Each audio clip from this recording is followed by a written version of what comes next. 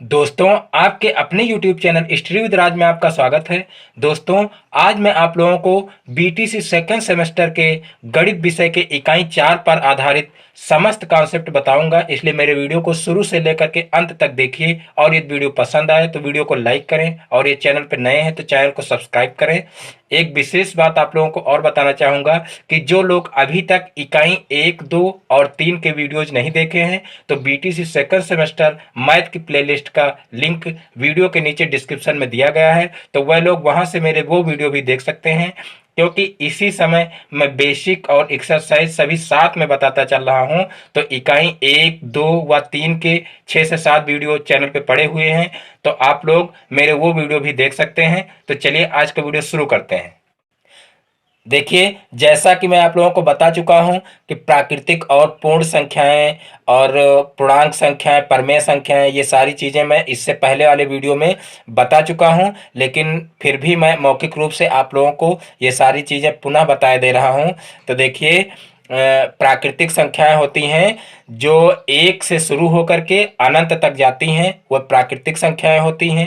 1 से शुरू होकर के अनंत तक जाती हैं, प्राकृतिक संख्याएं कहलाती हैं, और इसे n से प्रदर्शित करते हैं। तो देखिए, इसे n से क्यों प्रदर्शित करते हैं, तो ये जो है जो प्राकृतिक संख्याएं होती हैं उनको इंग्लिश में नेचुरल नंबर कहते हैं। तो नेचुरल का जो पहला अक्षर है n, तो वही लिया जाता है, तो जो है इसको n से प्रदर्शित करते हैं। नेचुरल नंबर यानी कि प्राकृतिक संख्याओं की परिभाषा क्या हो जाएगी कि ऐसी संख्याएं जो 1 से शुरू होकर के अनंत तक जाती हैं प्राकृतिक संख्याएं कहलाती हैं। इन्हें अंग्रेजी के कैपिटल N से प्रदर्शित करते हैं।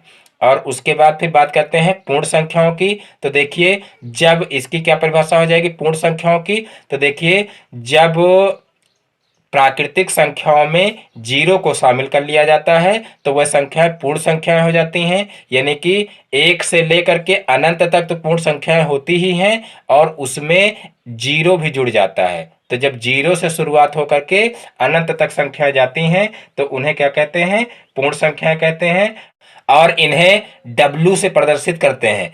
देखिए, पूर्ण संख्याओं को होल नंबर कहते हैं अंग्रेजी में। तो होल मीन्स होता है संपूर्ण। तो होल का जो पहला वर्ण है वो लिया जाता है, या पहला लेटर जो है वो लिया जाता है। तो यहाँ पर पहला लेटर होल का हो जाएगा W। तो इसे जो पूर्ण संख्या होती हैं इसे हम W से प्रदर्शित करते हैं। तो देखिए, होल नंबर जो है वो हो जाएंगे 0 से लेकर के अनंत तक। इस तरीके से इसको लिखेंगे और W से प्रदर्शित करेंगे, तो ये हो जाएंगी पूर्ण संख्याएं। पुनः इसकी एक बार परिभाषा देख लेते हैं।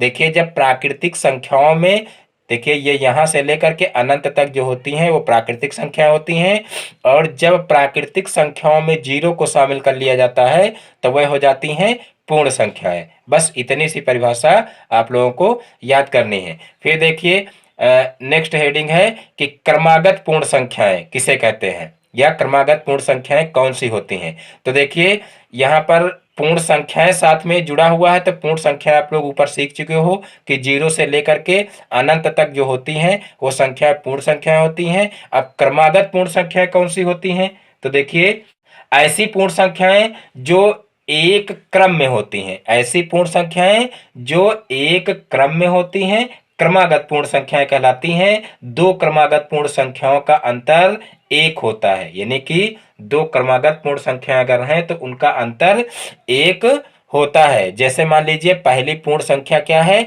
0 है। अब क्रम से आने वाली दूसरी पूर्ण संख्या क्या हो जाएगी, देखिए, जैसे मान लीजिए पहली पूर्ण संख्या क्या है, 0 है। अब दूसरी अगर क्रमागत पूर्ण संख्या पूछा जाए तो क्या हो जाएगी, 1 हो जाएगी। अब दोनों के बीच का अगर अंतर निकाला जाए तो दोनों के बीच का अंतर क्या होगा, 1 होगा। इसी प्रकार से अगर पहली पूर्ण संख्या 3 मान लीजिए है, और दूसरी क्रमागत पूर्ण संख्या पूछी जाए तो क्या हो जाएगी, 4 हो जाएगी।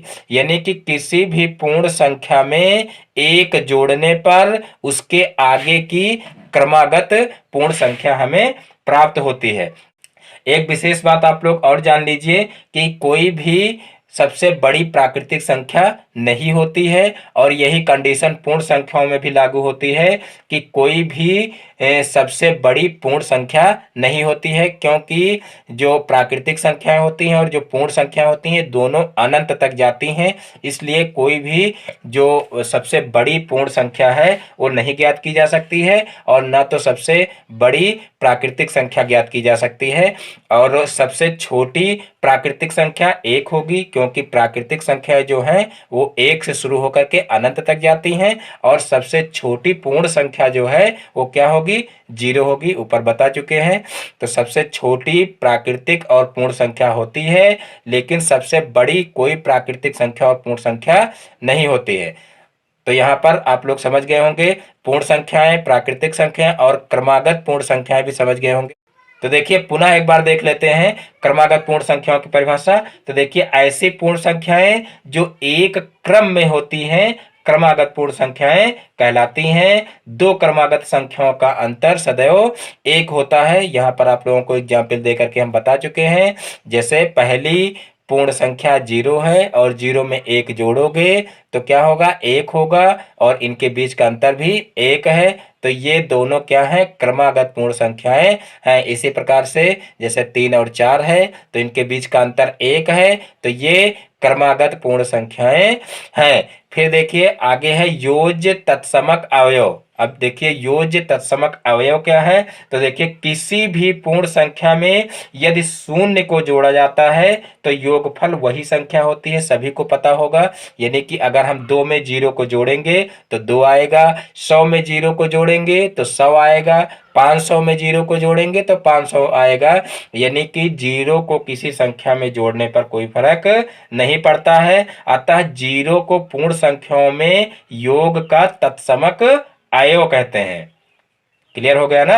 यानी कि किसी भी पूर्ण संख्या में यदि शून्य को जोड़ा जाता है तो योगफल वही संख्या होती है। अतः 0 को पूर्ण संख्याओं में योग का तत्समक अवयव कहते हैं। शून्य को पूर्ण संख्याओं के लिए योज्य तत्समक भी कहते हैं। तो यानी कि जो 0 है वो किसी संख्या में अगर हम जोड़ेंगे तो क्या हो जाएगा, वही संख्या हमें प्राप्त होगी। इसलिए 0 को क्या कहते हैं, पूर्ण संख्याओं के लिए योज्य का तत्समक अवयव कहते हैं। क्लियर हो गया। देखिए अब देखते हैं आगे पूर्ण संख्याओं पर जोड़ के प्रगुण।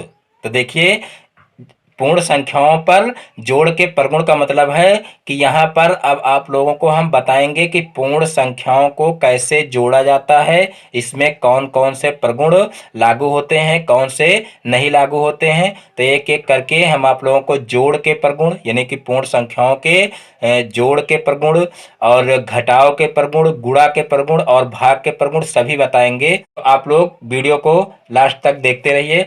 देखिए सबसे पहले बात करते हैं योग का समवरक प्रगुण। तो देखिए योग का समवरक प्रगुण का मतलब है कि दो पूर्ण संख्याओं का योगफल सदैव पूर्ण संख्या होता है। यह पूर्ण संख्या के योग का समवरक प्रगुण है।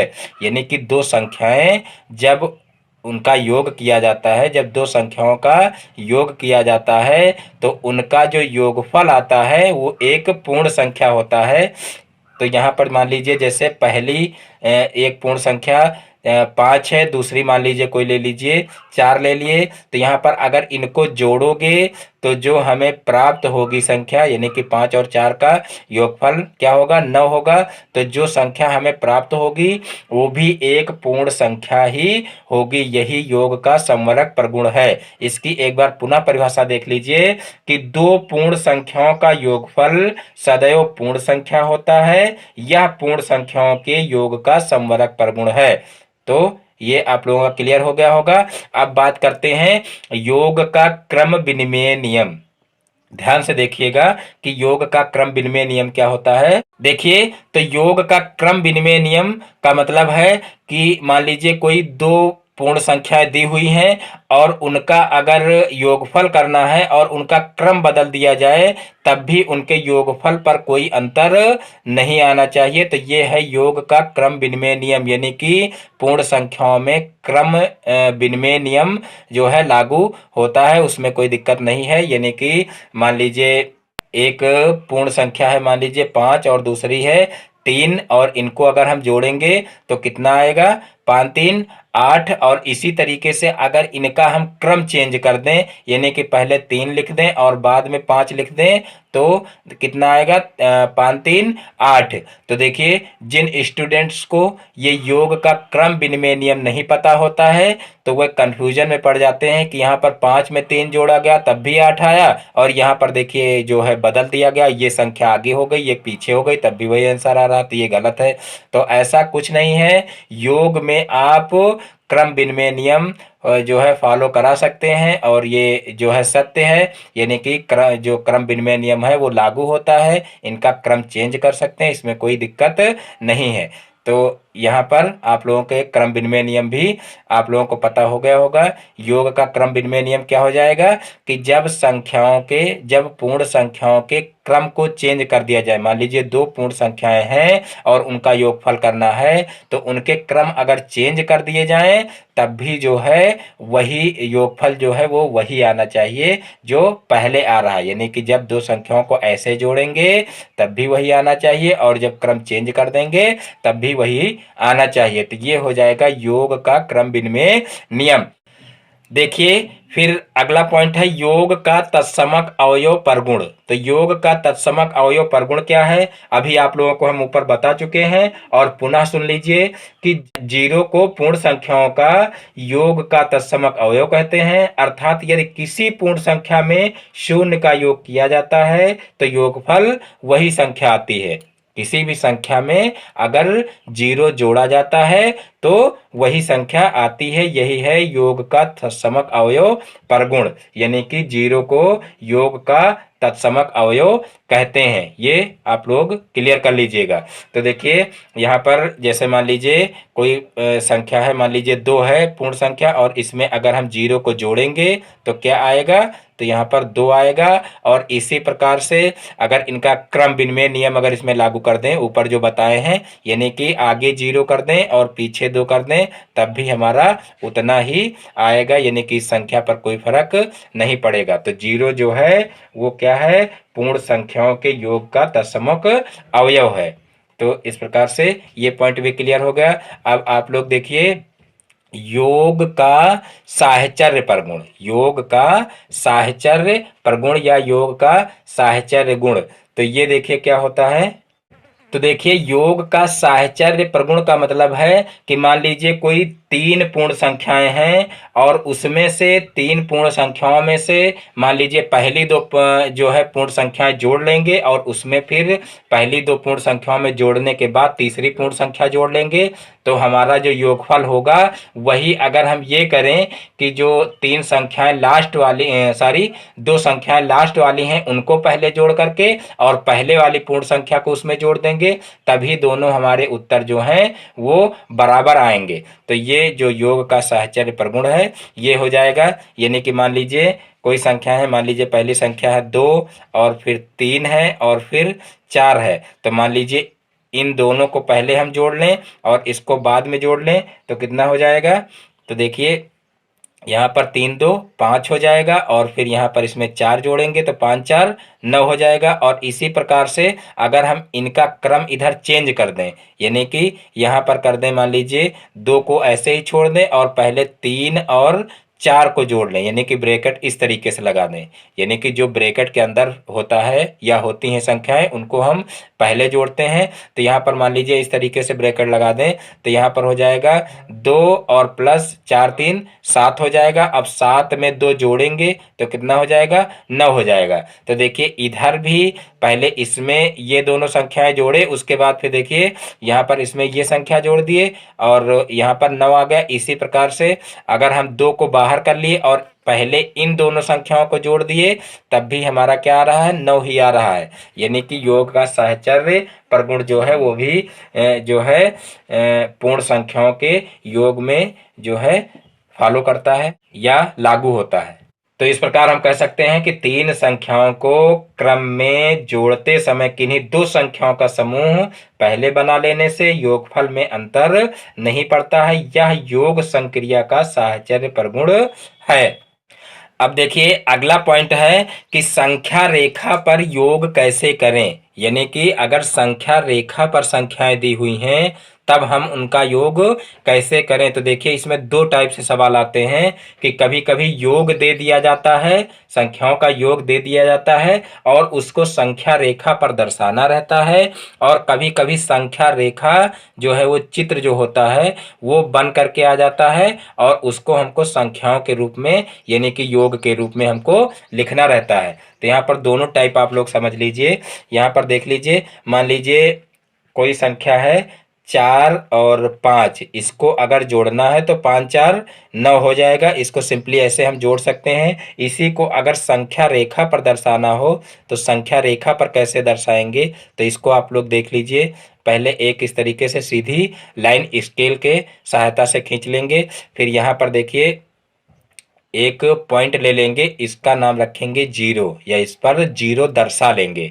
और फिर देखिए जीरो के जो राइट हैंड साइड की तरफ है वो प्लस होता है और लेफ्ट हैंड साइड की तरफ जो है माइनस होता है। तो जो लेफ्ट हैंड साइड है उधर जो है माइनस वाली संख्याएं दर्शा लेंगे और राइट हैंड साइड की तरफ जो है प्लस वाली संख्याएं दर्शा लेंगे क्रम से। तो यहाँ पर देखिए ये हो जाएगा एक प्लस का, देखिए प्लस वाली संख्याओं में प्लस लगाना जरूरी नहीं है, लेकिन माइनस वाली संख्याओं में माइनस लगाना अनिवार्य रहता है। तो यहाँ पर देखिए ये हो जाएगा एक, फिर दो, फिर तीन, फिर चार, फिर पाँच, फिर छः और फिर 7।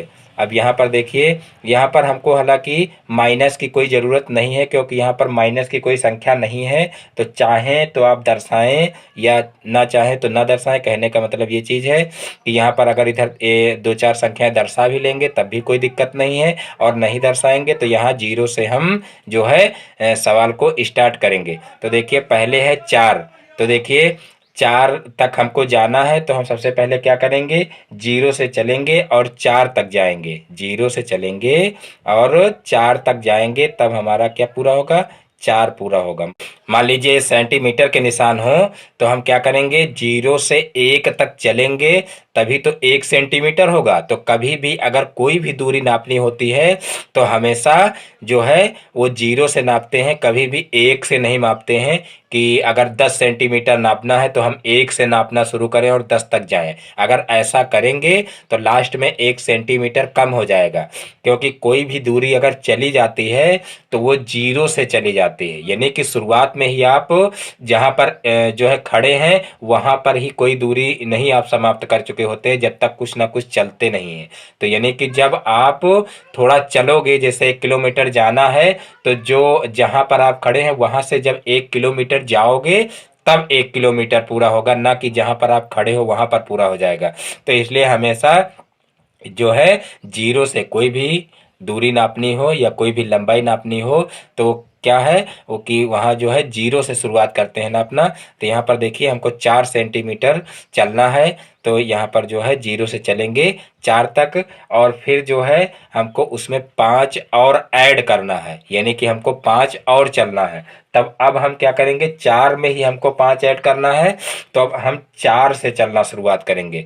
तो यहाँ से जो है 4 से फिर हम चलेंगे 5, तो यहाँ पर गिन लेंगे 1 2 3। अभी देखिए यहाँ पर 2 अंक कम है तो यहाँ पर 8 दर्शा लेंगे, 9 दर्शा लेंगे, और जो है चाहें तो 10 भी दर्शा सकते हैं। यानी कि संख्या रेखा पर आगे तक संख्याएं दर्शा सकते हैं, और जितनी ज़रूरत है हम उतने चित्र जो है वो उतने में ही बनाते हैं, उसमें कोई दिक्कत नहीं है। जैसे यहाँ पर माइनस की संख्याएं नहीं, तब भी अगर आप माइनस की संख्याएं दर्शा दिए हैं तो इसमें गलत नहीं होगा। यहाँ पर भी हमें 9 तक केवल ज़रूरत है, अगर 9 के आगे 10 11 12 15 कुछ भी दर्शा दिए हैं तो कोई दिक्कत नहीं है। तो यहाँ पर जो है क्या करेंगे, जो है 5 संख्याएं फिर चलेंगे तो 4 के बाद 5 अगर चलना है तो 1 2 3 4 5, यहाँ 9 तक जाएंगे तो इसको 9 तक इस तरीके से दर्शा देंगे।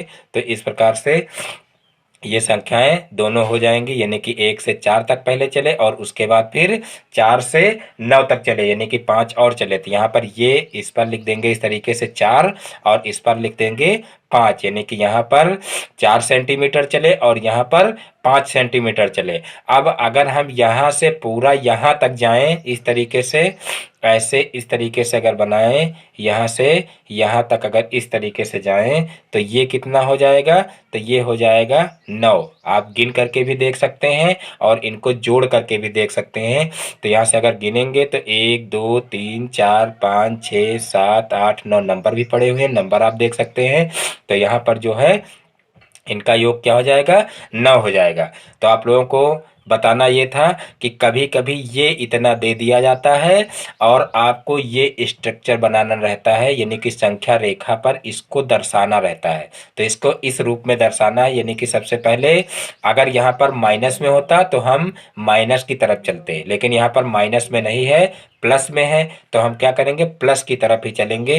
तो यहाँ पर देखिए पहले 4 है तो 4 अंक चले, उसके बाद फिर 5 अंक उसमें जोड़ना है तो 5 अंक और चलेंगे, और उसके बाद फिर दोनों को जोड़ना है तो दोनों को जोड़ देंगे, यानी कि यहाँ 4 और 5 को जोड़ देंगे तो कितना हो जाएगा, 9 हो जाएगा। तो अगर इस रूप में दिया हो तो हमको इस रूप में लिखना रहता है, और अगर ये दिया होता है तो हमको ये स्ट्रक्चर बनाना रहता है। ये विशेष रूप से ध्यान रखना है। तो ये संख्या रेखा पर भी अब आप लोग योग कर लेंगे, इसमें कोई दिक्कत नहीं होनी चाहिए। चलिए अब बात करते हैं पूर्ण संख्याओं में घटाने के प्रगुण, यानी कि जितने सारे प्रगुण अभी आप लोगों को बता चुके हैं जोड़ में, पूर्ण संख्याओं के जोड़ में, उतने ही प्रगुण अब आप लोगों को बताएंगे पूर्ण संख्याओं के घटाने के प्रगुण, यानी कि घटाने में कौन कौन से नियम लागू होंगे, कौन कौन से नहीं लागू होंगे। तो आप लोग इसमें अब देखिएगा। तो देखिए सबसे पहला है क्रम विनिमय प्रगुण, यहाँ पर देख सकते हैं सबसे पहला है क्रम विनिमय प्रगुण। तो देखिए जो योग था उसमें क्रम विनिमय प्रगुण लागू होता था। अब यहाँ पर हमको पता करना है कि क्रम विनिमय प्रगुण लागू होगा या नहीं होगा। तो देखिए क्रम विनिमय प्रगुण होता है कि यानी कि क्रम चेंज कर देने पर वही जो है योगफल या वही अंतर आएगा कि नहीं। देखिए योगफल के अगर प्रगुण पढ़ेंगे तो जब क्रम जो है क्रम बदलेंगे तो योग बराबर आना चाहिए, और जब माइनस के प्रगुण यानी कि घटाने के प्रगुण पढ़ रहे हैं तो यहाँ पर भी जो है अगर हम संख्याओं के क्रम चेंज कर दें तो हमारा जो अंतर है वो बराबर आना चाहिए। तो मान लीजिए पहली पूर्ण संख्या है 5 और दूसरी मान लीजिए है 3, तो इसको अगर हम घटाएंगे तो कितना आएगा। तो देखिए 5 में से 3 घटाएंगे तो 2 आएगा, और यही अगर हम इनका क्रम चेंज कर दें यानी कि यहाँ पर जो है 3 आगे कर दें और 5 पीछे कर दें तो क्या इनका जो अंतर है वो 2 आएगा। तो इसका जो अंतर है वो 2 नहीं आएगा, वो -2 आएगा, यानी कि ये दोनों संख्याएं बराबर नहीं है। इसलिए हम कह सकते हैं कि घटाने में जो है पूर्ण संख्याओं में घटाने में जो है क्रम विनिमय प्रगुण जो है वो लागू नहीं हो सकता है, क्योंकि इनका जो अंतर है वो अलग अलग आ रहा है, यानी कि 5 - 3 बराबर जो है 3 - 5 को नहीं लिखा जा सकता है। तो इसको 5 - 3 इज नॉट इक्वल टू 3 - 5 इस तरीके से लिखा जा सकता है। तो इस प्रकार से हम कह सकते हैं कि घटाने में जो है जो ये क्रम विनिमय प्रगुण है वो लागू नहीं होगा। अब देखिए अगली हेडिंग है घटाने की संक्रिया में संवरक प्रगुण। तो देखिए हम इन सभी को जो है आप लोगों को मौखिक ही बताए दे रहे हैं, बार बार हेडिंग डाल के नहीं बता रहे हैं, क्योंकि वीडियो जो है वो धीरे धीरे ज़्यादा लंबा हो रहा है। तो हम जो है ऐसे मौखिक आप लोगों को बताए दे रहे हैं, ध्यान से सुनिएगा। देखिए अगला प्रगुण जो है वो है एक पूर्ण संख्याओं में दूसरी संख्या घटाने पर सदैव पूर्ण संख्या नहीं मिलती। एक पूर्ण संख्या में दूसरी संख्या घटाने पर सदैव पूर्ण संख्या नहीं मिलती है, यानी कि जैसे मान लीजिए पहली पूर्ण संख्या 5 है और दूसरी कोई पूर्ण संख्या है 3 है, इसको अगर हम घटाएंगे तो जो है क्या मिलेगा, 2 मिलेगा। तो ये क्या है, ये है मतलब पूर्ण संख्या है, 2 जो है वो पूर्ण संख्या है, लेकिन ये हर जगह पर लागू नहीं होता। इसमें कहा गया है कि एक पूर्ण संख्या से दूसरी संख्या या दूसरी पूर्ण संख्या घटाने पर सदैव पूर्ण संख्या नहीं मिलती, क्योंकि जैसे मान लीजिए यही संख्याएं हैं, अगर इनको मान लीजिए पलट दिया जाए, अगर कर दिया जाए 3 - 5, तो देखिए ये भी जो है पूर्ण संख्याएं ही हैं, यानी कि जो ऊपर ली गई थी संख्याएं वही ये भी हैं। लेकिन अगर इनका हम अंतर ज्ञात करेंगे तो आएगा -2, जो कि एक पूर्ण संख्या नहीं है। पूर्णांक तो है लेकिन पूर्ण संख्या नहीं है, जैसा कि आप लोगों को ऊपर हम बता चुके हैं। देखिए, छोटी छोटी परिभाषाएं हैं, लेकिन आप लोग बहुत ध्यान से सुनिएगा, आप लोगों को पूरी बात एकदम से क्लियर हो जाएगी। देखिए, पुनः आप लोगों को सारा कुछ रिवाइज करा दे रहे हैं यहाँ पर मौखिक रूप से। जो प्राकृतिक संख्याएं होती हैं वो 1 से शुरू होकर के अनंत तक जाती हैं। पूर्ण संख्याएं जो होती हैं वो प्राकृतिक संख्याओं में सिर्फ 0 आगे जोड़ देने पर जो है वो पूर्ण संख्याएं हो जाती हैं, यानी कि 0 से शुरू होकर के अनंत तक जाती हैं, ये पूर्ण संख्याएं कहलाती हैं। और फिर अगर बात करें हम पूर्णांक, पूर्णांक किसे कहते हैं, जिसको अंग्रेजी में इंटीगर्स कहते हैं, तो पूर्णांक जो होता है वो पूर्णांक प्लस और माइनस दोनों में होता है। यहाँ पर देखिए, जो है पूर्णांक और पूर्ण संख्या में बहुत थोड़ा सा अंतर है। पूर्णांक संख्याएं कहा जाए और पूर्ण संख्याएं कहा जाए तो कुछ स्टूडेंट कंफ्यूज हो जाएंगे और दोनों को एक ही चीज समझ लेंगे या एक ही संख्याएं समझ लेंगे, जबकि दोनों में बहुत अंतर है। क्योंकि पूर्ण संख्याएं 0 से शुरू होकर के अनंत तक जाती हैं, और जबकि पूर्णांक संख्याएं जो होती हैं वो पूर्णांक संख्याएं जो है माइनस में भी होती हैं, जैसा कि अभी आप लोगों को हम संख्या रेखा पर बता चुके हैं। संख्या रेखा पर जैसे दर्शा रहे थे कि जो लेफ्ट हैंड साइड की तरफ माइनस में संख्याएं चलती हैं, -1, -2, -3 इस तरीके से चलती हैं, और राइट हैंड साइड की तरफ प्लस में संख्याएं चलती हैं, और जो है इसमें 0 भी शामिल रहता है, क्योंकि जो है प्लस और माइनस संख्याओं के बीच में जो है 0 आता है। तो जो पूर्णांक होते हैं वो पूर्णांक 0 से लेकर के और जो है प्लस की तरफ भी अनंत तक जाते हैं, और जो है 0 से लेकर के और माइनस की तरफ भी अनंत तक संख्याएं जाती हैं। तो इन्हें जो है, इन संख्याओं को हम क्या कहते हैं, पूर्णांक कहते हैं। यानी कि प्लस की संख्याएं भी और माइनस की संख्याएं भी, या कह लीजिए कि सभी पूर्ण संख्याएं। अगर परिभाषा लिखने के लिए कहा जाए तो सीधी सी परिभाषा ये लिख सकते हैं कि सभी पूर्ण संख्याएं तथा ऋणात्मक संख्याएं क्या कहलाती हैं, पूर्णांक कहलाती हैं। ये सबसे सटीक परिभाषा है, क्योंकि 0 से लेकर के अनंत तक पूर्ण संख्याएं हो जाएंगी, और अगर उसमें हम ऋणात्मक संख्याएं जोड़ लेंगे तो क्या हो जाएगा, पूर्णांक हो जाएगा। तो सभी पूर्ण संख्याएं और ऋणात्मक संख्याएं जो होती हैं उन्हें हम क्या कहते हैं, पूर्णांक कहते हैं। तो यहाँ पर देखिए, आप लोगों को बता रहे थे घटाने की संक्रिया में समरक प्रगुण। तो इसमें हम पहला आप लोगों को बता चुके हैं कि एक पूर्ण संख्या में दूसरी संख्या घटाने पर सदैव पूर्ण संख्या नहीं मिलती, क्योंकि यहाँ पर जो पहले देखिए जो है संख्या अगर सीधी रखे हैं तो 2 आया है, और दूसरी बात जब इन्हीं का क्रम चेंज कर दिए हैं तो -2 आ गया है, जो कि पूर्ण संख्या नहीं है, ये क्या है, पूर्णांक है। तो इस प्रकार से ये इसमें लागू नहीं होगा, यानी कि क्रम विनिमय नियम जो है वो इसमें लागू नहीं होगा। फिर अगला पॉइंट है, जब किसी पूर्ण संख्या में से छोटी पूर्ण संख्या को अथवा उसकी समान पूर्ण संख्या को घटाया जाता है तो पूर्ण संख्या प्राप्त होती है। पुनः एक बार पढ़ लेते हैं, जब किसी पूर्ण संख्या में से छोटी पूर्ण संख्या अथवा उसकी समान पूर्ण संख्या को घटाया जाता है तो पूर्ण संख्या प्राप्त होती है। बात को समझिए, जैसे मान लीजिए कोई पूर्ण संख्या है, मान लीजिए 2 है। अब 2 के बराबर पूर्ण संख्या अगर ली जाए तो क्या होगी, 2 ही होगी। बराबर का मतलब 2 ही होगी। तो जब मान लीजिए कोई पूर्ण संख्या है और उसके बराबर पूर्ण संख्या ली जाए तो उनका जो अंतर है या उनको जो घटाएंगे वो कितना आएगा, एक पूर्ण संख्या ही आएगा, क्योंकि जब बराबर हैं उनको घटाएंगे 0 आएगा, और 0 से शुरू होकर के अनंत तक पूर्ण संख्याएं होती हैं। तो अगर 2 संख्याएं बराबर हैं या 2 पूर्ण संख्याएं जो हैं वो बराबर हैं तो उनका जो अंतर है वो क्या आता है, एक पूर्ण संख्या ही आता है। और अगर कोई पूर्ण संख्या एक है जो बड़ी है और कोई उससे छोटी पूर्ण संख्या है, उनका जो अंतर होता है वो भी एक पूर्ण संख्या ही होता है। जैसे यहाँ पर 5 ले लिए और उससे छोटी कोई पूर्ण संख्या ले लिए, मान लीजिए 1 ले लिए, तो अगर इनका अंतर हम ज्ञात करेंगे तो आएगा 4, और 4 जो है वो एक पूर्ण संख्या है। तो इस प्रकार से जो है अगर संख्याएं पूर्ण संख्या अगर बराबर हों तब भी उनका जो अंतर है वो एक पूर्ण संख्या आएगा। और अगर पूर्ण संख्या एक जो पहली पूर्ण संख्या वो बड़ी हो और दूसरी पूर्ण संख्या छोटी हो, उनका भी अंतर जो है वो एक पूर्ण संख्या होगा। लेकिन इसके विपरीत अगर हम देखें, ये भी एक कंडीशन लागू होती है कि इसके विपरीत अगर हम देखें कि मान लीजिए कि कोई पूर्ण संख्या पहली वाली जो है वो छोटी है और उसके बाद वाली जो पूर्ण संख्या है वो बड़ी है, तो उसका अगर हम अंतर निकालें तो क्या पूर्ण संख्या होगा?